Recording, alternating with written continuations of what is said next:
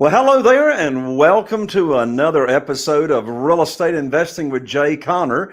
I'm Jay Conner, your host, also known as the Private Money Authority, and I'm so excited. The guest that I have on today's show, we're going to be talking about finding deals. You know, that's one of the two most popular questions that I get as I train and coach other real estate investors. The first question is, how do I get money for my deals? The other question is how do I find the deals?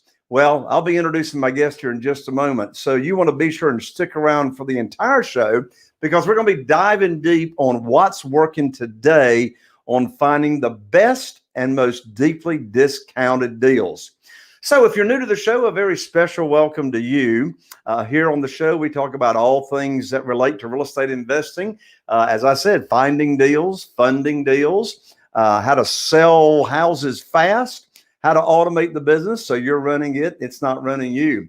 So we love your feedback. If you haven't subscribed to our show yet, be sure to like, share, and subscribe, and leave us a 5-star review if you can.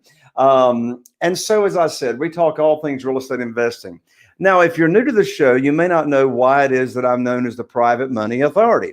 Well, from 2003 to 2009, I was investing in single-family houses here in Eastern North Carolina. January 2009, I got cut off with no notice from the local banks. Well, very quickly, I learned about what private money is. And I'm not talking hard money or hard money brokers. I'm talking about doing business with individuals who loan us money from their investment capital or their retirement accounts. That's a whole nother subject right there. So I learned about private money. I was able to attract over $2 million in less than 90 days. And since that time, I have not missed out on a deal for not having funding for my deals. Well, if you're a brand new real estate investor, never done a deal before, or you are a seasoned real estate investor, my guess is you can use some more funding that's got nothing to do with your credit, your experience, nothing to do with it's got nothing to do with traditional banks or mortgages or lenders. This is all a different kind of funding.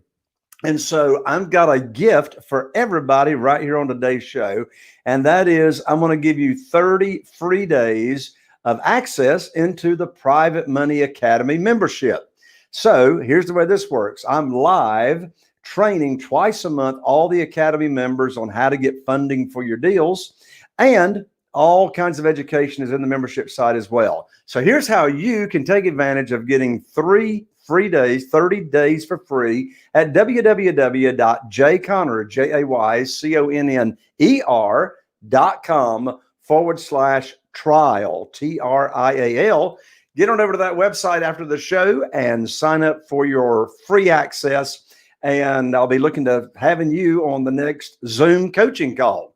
Well, on today's show, I've got a very, very good friend to join me here, and he's got over 20 years experience on all different kinds of methods on finding deeply discounted houses. Well, he started his real estate investing career all the way back when he was only 14 years old, and he's also a fellow North Carolinian. I'm here in Eastern North Carolina. He's from the western part of the state. Well, he's been doing real estate full-time since 1998. He's been involved in over 3,000 house transactions all across the country, and he has been speaking on stages in 5 countries with audiences sometimes over 7,000 people. Well, he's way too young for me to say this next statement, but he's been retired down in Arizona all this year.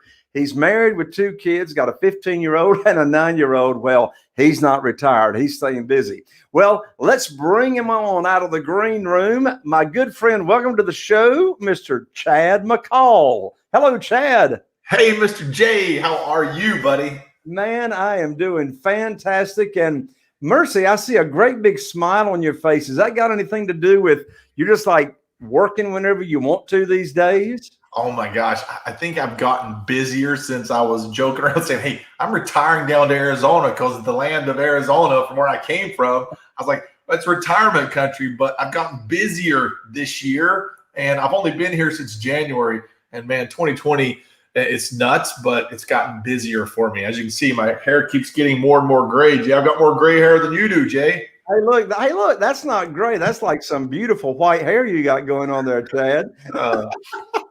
Well, hey, look, I want everybody to go ahead and know right now so they stick around to the end of the show. You have got a book. In fact, show them the book that you put together. It's like a great big coaching manual. It's a real estate playbook. You got 101 ways to find discounted houses. And we're going to let everybody know how they can get that book at the end of the show. But in the meantime, I've asked you before you came on here to share with us what are some of the top ways that's working right here today, this year, on finding deeply discounted houses. So I'm going to let you roll with it, Chad, and, talk about the different strategies that you want to. And I'll interrupt when I think it's the right time to interrupt you. Great. No problem. Well, it kind of started out like years ago, Jay. It's, like you talk about money lending and the importance of funding. Well, I started realizing that if I go out there and I start trying to find money to do deals, the guys that had the money, when I started out as a kid, I didn't have the money. So I was thinking, what's going to really make them want to give me money? Because who am I? I'm a kid at the time, right? I'm young. I have no really experience. I wasn't seasoned enough. I wasn't old enough. I didn't have this gray hair that gave me instant credibility with these lenders. I was saying, hey, what's it going to make the ability for them to give me money to do a deal? And I kept hearing that they want a better deal. Hey, Chad, we got to have a good deal. We got to have a really, really good deal. That deal doesn't look as good. And I was like, well, darn, I need to find good deals. How can I find good deals? And I started really thinking about ways to eliminate the middleman, eliminate realtors a lot of times, eliminating other wholesalers, getting down to the bottom of the deal where you're talking with homeowners a lot of times. And as I'm going through this journey, that's where this playbook was really created. So being involved with thousands of transactions with my partner, we, scoured the country. We were looking at every possible state, county, city, whatever we could do to find really good deals. And all the strategies came from just experience of doing something, actually applying it. And we started thinking of, do we need the internet? Do we need softwares? Do we need all of these other tools and resources that are out there? Those are all great. But it kept coming back for me to think I did it as a kid. I did my first house at 14 years old. The internet wasn't available back in 1991. There wasn't Google to go out there and search for a deal to try to find a motivated seller and all these other things you can do online. It was different back then, but the population was still hundreds of millions of people. You're talking about 350 some million people probably back then. And so deals were always being done. People were buying and selling and building and rehabbing and doing all that before the internet. So I started thinking about it. I want to put everything I'm doing into a manual or a playbook is what I call it, where you actually can do step by step and try to really understand real estate at its core, which when you start out in real estate investing, it's all about finding a good deal. Because I was always going out looking for money first sometimes, but then they were like, well, Chad, go get a good deal. I was like, okay. So I would just find the good deals, and then the money started coming. It was a lot easier for me to have conversation with the lenders, and the lenders really started liking me, Jay. And that's why you're an expert in funding. That's why I love you so much and get along so well with you and your strategy, because you are the money guy for all the cool things that I find in real estate when I find deals. There you go. Now, Chad, before you get into some specific strategies, I'm just really curious, and I know our audience is as well. How do you do a deal when you're 14 years old? So let's hear the 14-year-old first real estate deal story. Oh, okay. So you guys might, okay. I'll tell you. So 1991, I was in a car accident. Like you said, Jay, I'm from Western North Carolina, small town way up there in the mountains, Lenore, between Lenore and Morganton. Little town called Gamewell, but it's pretty much known by Lenore, North Carolina. And I was in a car accident, and long story short, I was in the hospital for a few months. Really, really severe car accident. And I don't come from a very wealthy family. I come from just a basic family in North Carolina, and I got an insurance settlement from the car accident. And my mom and dad got divorced right around that same time. And I took the money from the insurance settlement and I bought my mama a house. So a lot of times you hear the stories, from people in the South, when their sons are doing something or someone comes across money. It's just one of those things. What do? You buy mama a house. It's kind of a common thing. I've got a lot of friends that are athletes and, professional sports players and different things. And when they always come to money, they always say, I bought mama a house. So you know what? I followed right along with it, and I bought mama a house, Jay, when I was 14 years old with the money that I got from the insurance. So, and I wasn't old enough to sign on the contract. So my mom was the co-signer for that house. I remember at Gamble Heights, a lot of my friends, you'll have people watching this, they'll remember that same house that I purchased. And it was a HUD home that I ended up buying back then. And that was what I started talking about. My first real estate deals were HUD properties. That's awesome. That's awesome. Okay, well, I didn't want to slow down the momentum there, but I just know people want to know how you buying a house at 14 years old. So, All right, back to you. All right, got it. So I got back to these strategies and saying, how can we break it down to the most basic form of how to get started on a deal? And the strategy started out like 10, 15, 20. Then over time, Jay, the numbers of ways that we found properties got up to 101. And this is the revised version of the playbook. It was at 90 for the longest time. And then we found a little bit more, but I call it grassroots real estate investing for some reason. It's kind of a little nickname that I got to, because if you can't go out there and you can't find a deal without a computer, then it's going to be just as hard sometimes to find it with the computer. It's almost like talking, having conversations with people too. A lot of strategies are going to involve human interaction. Some won't. Some are going to involve a computer. Some won't. Some will involve marketing. Some don't. Some involve, investments of money into marketing and in your business. Some don't. That's the beauty of it, is there's so many ways you can find deals, and it doesn't matter where you live. Doesn't matter if you're on the ocean like Jay, right by the water, right next door to it. Some of the most expensive real estate in the country is by water, like where you're at, Jay. Or you can be in the rural mountains up in a cabin somewhere. It doesn't matter where you are, you can do deals. And if you can find a great property, money's easy, and actually profiting in your real estate investing business, hitting 6 and 7 figures is very easy too if you find the right deals. So I spent my time really honing in on the strategies and the ones that I like. But what's really interesting is you start to really see the markets shift. When you're looking and you're talking to sellers, it's very interesting when you're on the ground looking at deals or you're doing this business virtually. So there's different strategies depending on if you're remote or if it's in your backyard. But there's always a strategy for any person, regardless of your money, regardless of your credit, regardless of your location. We have a lot of people, Jay, that are international investors that take the playbook and they're investing here in the United States, and they're never here. They do it all virtually. They pick a few strategies and they just stick to it, and they use those strategies over and over and over again to do their deals. That's awesome. There was a popular book, I don't know, 25 years ago, maybe 30 years ago. You remember when the book Guerrilla Marketing came out? Oh, yeah. I think I've got it somewhere. Yeah, it's over here. It's all camouflage book. It's around here in my desk somewhere. Yep. And I remember that book. And I was, as you were talking, I was thinking, well, you used the phrase grassroots. So, some of the best ways to find deals, in my experience, does not take a lot of money, right? That's right. May take some time of your own or time from a team member to do it. But I was just curious, and we're going to find out here, what percentage of your 101 different ways of finding deals would you say are actually a grassroots or a guerrilla marketing kind of thing? Oh, a majority of them are, Jay, where they don't really require a lot of money. And let me tell you the difference of what I say money. Free equals work. Okay. If you're not going to put money out there into like a marketing budget, which a lot of investors are new, they don't have marketing budgets, which it's okay. But if you're going to do it that route, it's going to take a little bit of time and going to take a little bit of work, which if you don't want to work, then you know what?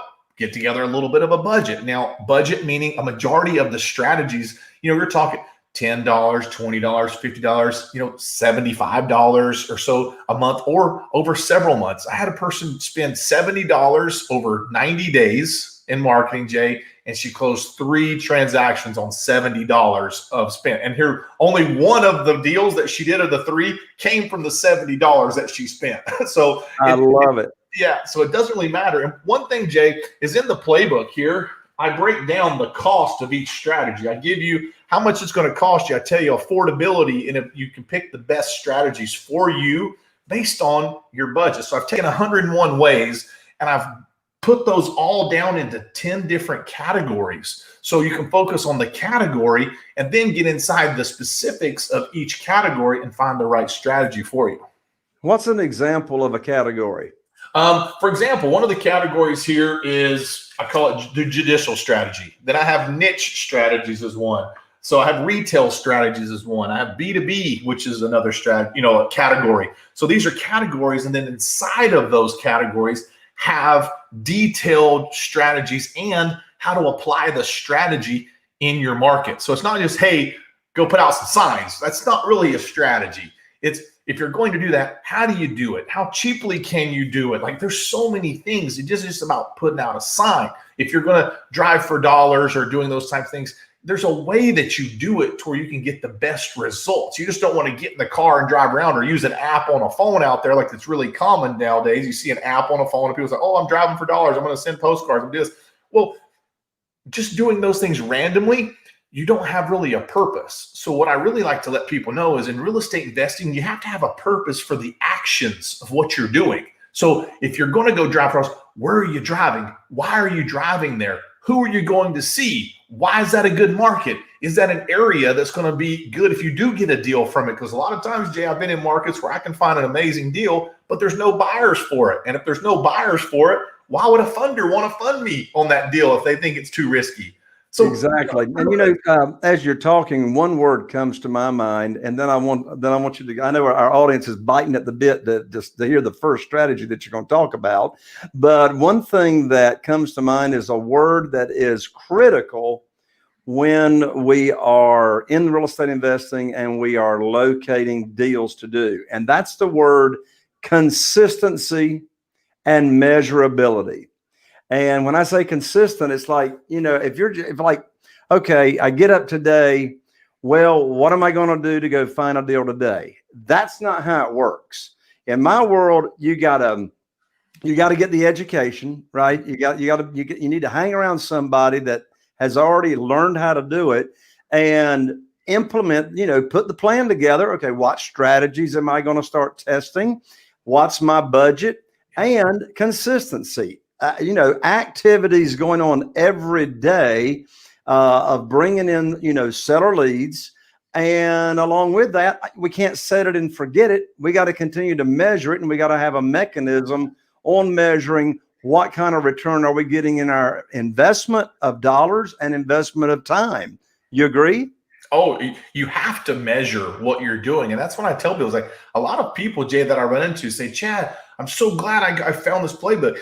I did direct mail though, and it didn't work. How long did you do it? Well, I did it for 2 months. It's like, well, if you pay attention to the strategy, it's going to last a lot longer than that. They're like, well, I sent out postcards, not versus my yellow letters, well, how long did you do it? And some people, they jump around from strategy to strategy and they never get the consistency out there, Jay, like you're talking about. And I always tell people, if you do something consistently, just like you said, you can get a predictable result if you can measure. So you got to be consistent so you have the ability to measure, then that'll give you a predictable outcome. And I learned from you, Jay, like you guys, I went in the field with Jay. Jay probably doesn't talk about that. I came out, went around, Jay showed me what he's doing. We talked, like this is what people do that are in this field, the experts. I learned from Jay too of how to be better on my side of finding deals, because I know that I've got to go to people like Jay and say, hey, I need more money for deals. And if he knows what I know and I know what he knows, it makes that so much easier to have that conversation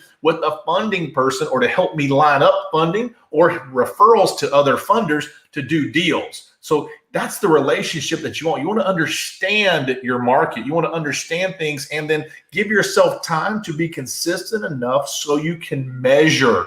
Then you can get a predictable result, because Jay will know that Chad gets this type of deal. Chad's doing this type of size houses, this location, they get very, very comfortable with you. Then they start doing a lot more for you. Then they start giving you a little bit better rates sometimes.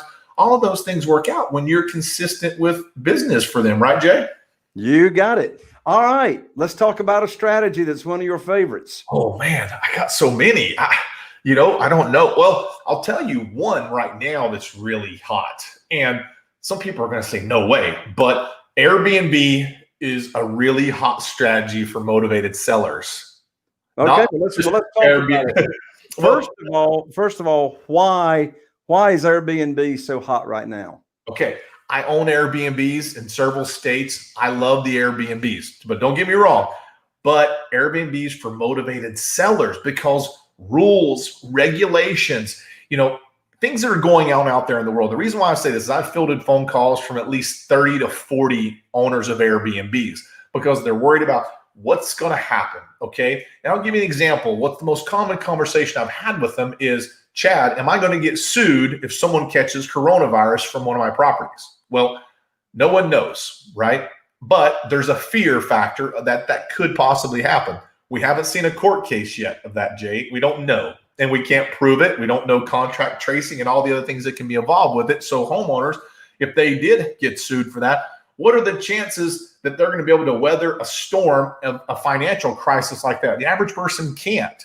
So that good investment now may turn into a longer term investment. They don't want to deal with the management or the maintenance or anything that they're going to have to do because cleaning costs. A lot of the cleaning company with Airbnbs are increasing their prices. Instead of that $75 to clean your unit or $100 after each visit, you're going to have to spend $200 to $300 to get a certified person. They got to use the right chemicals, materials, and therefore that cost is going to increase on to your sellers, and to your rates and things, right? So now if you have turnover in your property where you used to get 2 nights a month or 3-night minimum stays, you're going to see a lot longer minimum stays with Airbnb's week, 2 weeks, because they don't want to have to keep paying these costs of cleaning fees and everything else.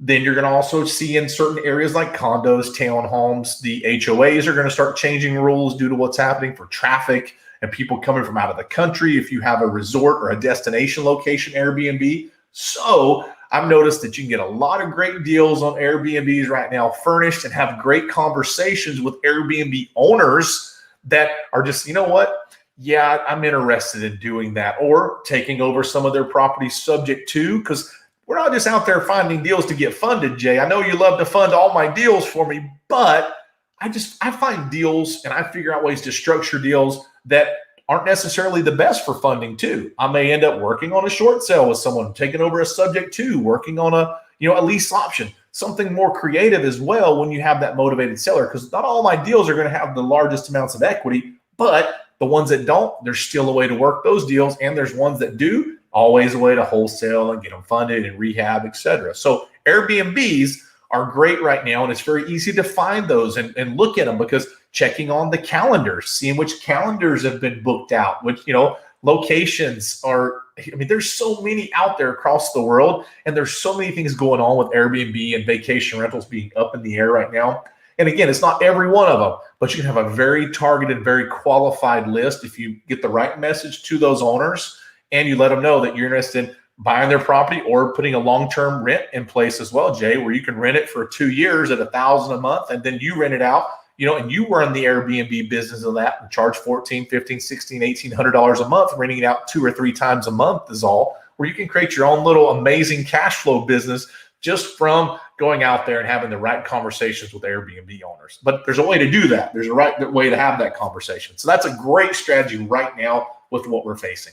Right. How do you initially communicate with the owners of Airbnbs to, sift and sort those that might be interested in selling? Okay. So I do a lot of this myself. I've designed my business where I can do everything in my business on my own before delegating it. But with Airbnbs, I always have my VA go out there and start searching for my properties that are having no bookings. So on the calendar dates when they're not booked up and they always have availability, or they have the lowest rates on their rental nights. That shows me they're very motivated. So then I look for the lowest rates and the most calendar vacancies. That's 2 things. So you can almost start to calculate, is this owner going to be making any money anytime soon or not? And then a third motivation indicator that I look for, Jay, is the ones that have really bad furniture. So if it's really cheap, really bad furniture, and no calendar invites, how are they going to pay to do all the cleaning up and things that they're going to have to do? And it's more of a burden for them sometimes. Again, not every one of them, but what we're looking for, you can easily find a 20 to 30% conversion rate talking to those. And that's a great conversion rate when you find the right type of motivated sellers, motivated landlords that have had those properties. And then I go a step further, Jay. I check and see how long those individuals have owned those properties. So I look at the deed dates. And if I can have a deed date that's so long, 10 years or more, then I know there's some equity in there in that situation to have a good conversation, to write them a check for that house. And from Jay Connor, when I say, Jay, I got a great deal. Give me 50 grand. It's worth 100. And you say, sure, Chad, I know you know what you're doing. And then we go out there and I sell it. I pay you your money and I walk with the profit. There you go. So these properties that you're buying that are currently being marketed as Airbnb, when you acquire the property, what is typically your plan of disposition? What are you going to do with it? Oh, resell totally. Unless they don't want to sell it to me yet, I can get a longer term lease, do like a lease option. If I'm limited financially, then I can work more of a creative deal with them, Jay. But I'd love to just take those properties. They already have traffic. It's usually in a nicer area. That's why they've held the properties for such a long time. So it's very easy to resell. Plus, the homeowners usually aren't going to want to do any of the work that it takes to get those properties up to market standards because they haven't made any money with their Airbnb. So they need to come out of pocket with 20 grand. They've not made the 20 grand that they were thinking they were going to make with the Airbnb. And so there you go. You have an upside. Now, one of the things that most people don't realize is Airbnb, a lot of these properties after this year, there's so many properties. It's estimated that over 40% of Airbnb owners are defaulting on their mortgages right now on those properties. So with the high increase of that, that's a lot of homeowners insurance policies are going to be going and saying, what's going on here? All it takes is for the homeowner insurance policies to know that they weren't getting the right type of policy for a vacation rental or short-term rental policy. And you're going to have a lot of owners that are going to be freaking out about that too. So you're going to catch some motivation from some of these sellers at the right point, and you can make a full-time business on Airbnb from motivated sellers if you want. Now, in your playbook, you got 101 different ways to find discounted real estate in today's market. If someone is like really, really tight on a budget, don't have much money to invest, what's one of your top 1 or 2 strategies in your playbook for people that are short on budget? Well, the easiest thing, Jay, is the most public information that you can have out there is going to be delinquent tax properties and code violations. I love both of those strategies because it's free and you can always find some type of motivation. Now, let's just take code violations, for example. This strategy, it's public. I was just looking yesterday, in one location, Jay, one city, and I'll just give you an example. So Pennsylvania, so we're talking Pittsburgh. In Pittsburgh, do you have any idea of how many code violations have been filed in the last 5 years in Pittsburgh, Jay? Like, would you have a guess? Let's just talk about like code violations. Like, what would you think? I don't have a guess, but before you let everybody know, give everybody some examples of what a code violation is. Okay. Code violations are anything that you're going to be in trouble for from the exterior of your property primarily, unless there's a complaint on interior. Now, the interior complaints come from vacant properties. Obviously, a complaint from the city, meaning you're not upholding to the building and standards arrangement or agreement that you have with the city. And that's a big deal, okay? They have it's like the police that drives around and looks for reasons to, like for me in North Carolina, Jay, you know, where I'm from in Western North Carolina, it's not very uncommon to have a couch sitting on your front porch or a car that's been broken down in the front yard for 20 years and hasn't been moved. Okay. Very common where I'm from, but that's a code violation. You're going to have to move it. They're going to fine you. They're going to charge you for it. Busted out windows, garbage, debris, grass is a very common one. A lot of those things, buildings without permits. This is a really good one too, Jay, that so when you're looking at code violations, and I'll give you an example. In one of the cities, the last 5 years, there was 15,000 code violations filed in the last 5 years. Now, in the last year, there was 4,500 of those in the last year. Of the 4,500 in this one city, okay, 900 were major code violations. And this, when I say major, this is over $7,000, $8,000, $9,000 to me based on this area. So now those are legal complaints. They're filed. People have to fix it. In other words, it's a fix-it ticket. It's like, hey, if you don't fix this, we're going to not give you an occupancy permit to be able to live or rent in this property. So now that's a major deal for a lot of people. Now, I will say that what we've seen at unprecedented times right now in the pandemic, there's a lot of major cities that have had some vandalism and had problem and things going out there. And guess what? That's not going to stop the landlords and the code violations and everyone else not having to fix some of these problems. But they're going to make sure they're very aware in certain areas of vacant properties. Now, you're going to have a lot of people out looking for damage. They're going to be looking at vacant properties. They're going to be finding, just because of the circumstances, they're going to be catching on to other landlords that had vacant properties sitting there, other landlords that think they got away with problems before. They've been letting it sit there and just the problem didn't fix itself. It's going to be doubling up. So you're going to have a lot of court cases coming up here at the first of the year that are going to be happening in the code violation world that are going to be thousands and thousands of dollars. And this is a legal proceeding that's filed. And so one of the categories, like the judicial category, it's going to be a legal proceeding that's filed. Legal proceedings, they're going to be assigned a case number. They're going to be assigned a court date, all public information. So if you don't have a big marketing budget for Bree, you just go to the date that they have the court cases there. You can look up who's going to be having. You look up what violations that they have if you really want. If you can point and click on Google, you can easily find them. And then there's your conversation. You know the problem that they have with the house. You can easily find out if it's an owner-occupied property or a non-owner-occupied property, Jay. Very simple. It just takes a little bit of rolling up your sleeves, get back to grassroots real estate. Code violations have been around forever. I didn't invent them. Jay didn't invent them. They've been around hundreds of years. So easy to find those. It's legal. It's all public information. If you roll your sleeves up, you'll have more leads and you'll know what to do with them. Just like that one city, over 900. All you need is one seller to say yes, right, Jay? Just one. You got it. Now, you mentioned another strategy along with code violations. And what was it that you said? I didn't catch it. I've kind of run out of good strategies today. I think I've gave too much. But okay. That's awesome. Another one. Okay. So let's talk about your delinquent taxes. Okay. A lot of individuals. That's what you said, delinquent taxes. Yes. A lot of times. Now, this isn't going to be the same in every single city and county and state. It's different. Okay. But if you're limited on budget, Jay, this is what I was thinking of. That's a situation where properties that are delinquent on tax, I'm not talking about chasing at the tax sale or anything like that right now. I'm going to give you an easier way to talk about it. Is you have what's called land banks, repository lists. You have struck off lists in North Carolina, Jay. You have the upset bids in North Carolina, right? I mean, that's a really big one where upset bids. So let's just talk about North Carolina, my home state. I love North Carolina. Go Blue Devils and Tar Heels, both. Okay.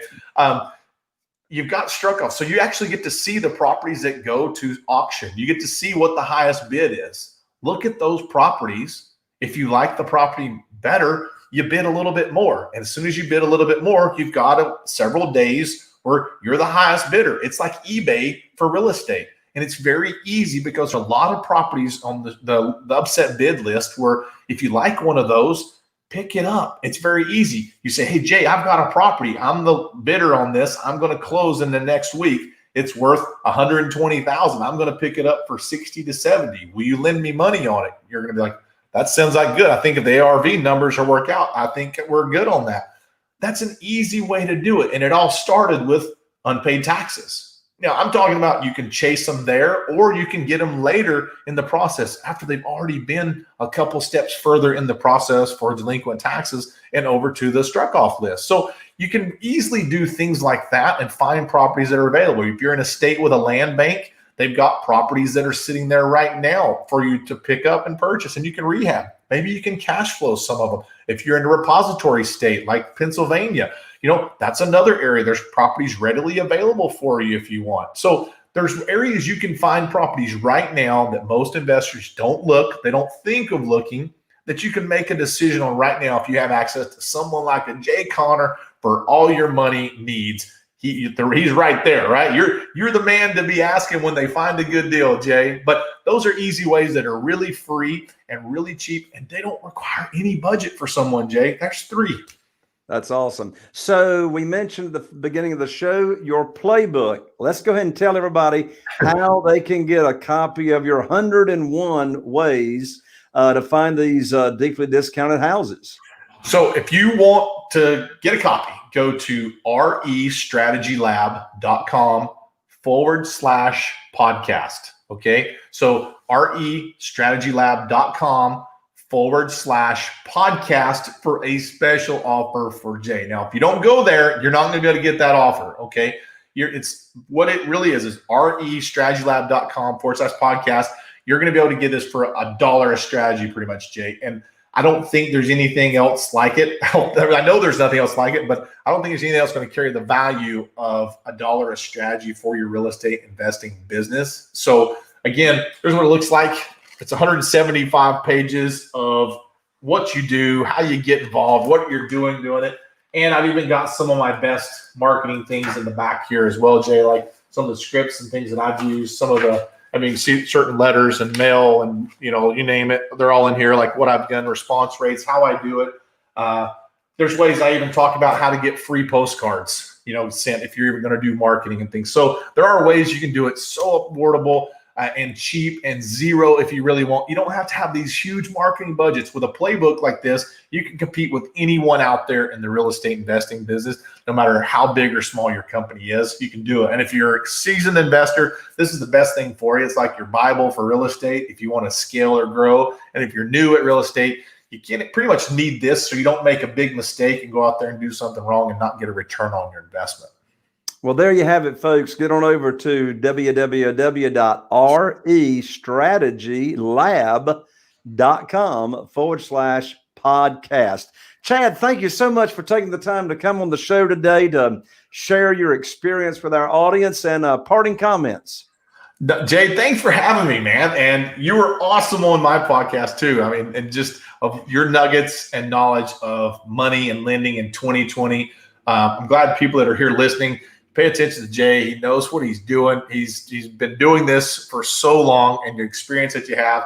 I'm just glad I can be part of it, Jay, and I appreciate all you do. And thanks for helping me in my business too. You got it, Chad. Well, there you have it, folks. There's another episode of Real Estate Investing with Jay Conner. And here is to taking your business to the next level. We'll see you on the next show.